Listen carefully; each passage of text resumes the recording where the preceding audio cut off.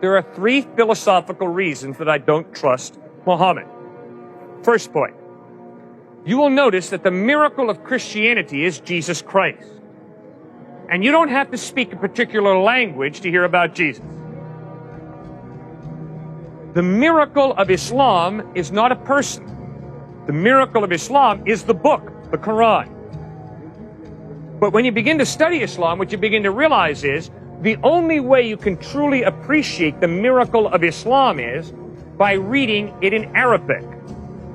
My philosophical problem with that is, why all of a sudden, when God reveals himself very wonderfully in an open way in Jesus, does he suddenly say, the only way to get my clearest revelation is by learning Arabic?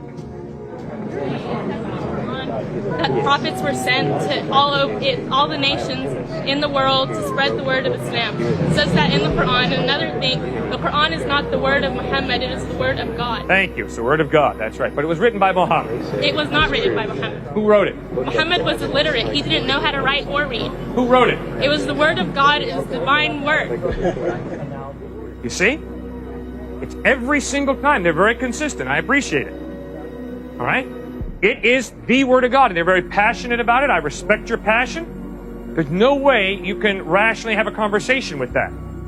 The same way, if you ask me, why do you believe the Bible is the Word of God? And I look you in the face and I say, because it's the Word of God. Rational discourse has broken down. All right, my second philosophical problem with Islam is, my Muslim friends inform me Matthew, Mark, Luke, and John are inaccurate. They're perverted gospels. In fact, it's been changed, they will say. Right, exactly. So then obviously the next question is, well, where are the unperverted ones? Unfortunately, my Muslim friends cannot produce the unperverted ones. Instead, what my Muslim friends ask me to believe is that a revelation that Muhammad had 500 years after Jesus, which obviously means Muhammad never met Jesus, that book, the Quran, is a more accurate presentation of the historical Jesus than the Gospels written by the eyewitnesses. Well, I'm sorry. Whenever I want to study an historical person, I don't go running to a guy who lived 500 years after the fact. I want to go to the eyewitnesses. I'm not going to trust Martin Scorsese to be my primary source of information about Jesus. Martin Scorsese never met Jesus, neither did Cecil B. DeMille. I'm going to go back to Matthew, Mark, Luke, and John, who live in the first century, to be my primary source of information about Jesus. Third point. My third philosophical problem with Islam is, my Muslim friends have great respect for Jesus.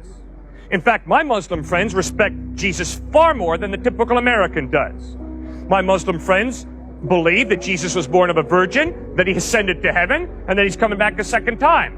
Well, that's far more than the typical American believes about Jesus. But my Muslim friends say that although Jesus speaks the absolute truth, Muhammad also speaks absolute truth. And the problem is they contradict each other on certain points.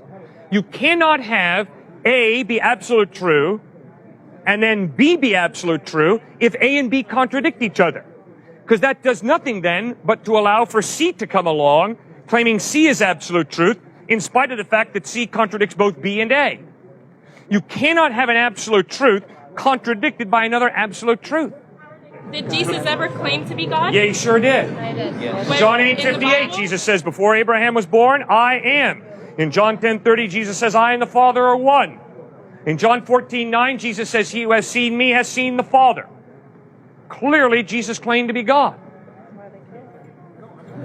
So he was both human and God at the same time? That's what he claimed.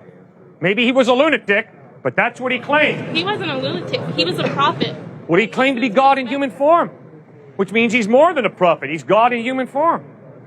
But God is something that's superior to human form, so it doesn't make sense for God to be human because he wouldn't necessarily be higher than the other. All right, first point is God is not something. The Bible insists that God is someone, a personal being. And it's totally possible for a personal being who's the creator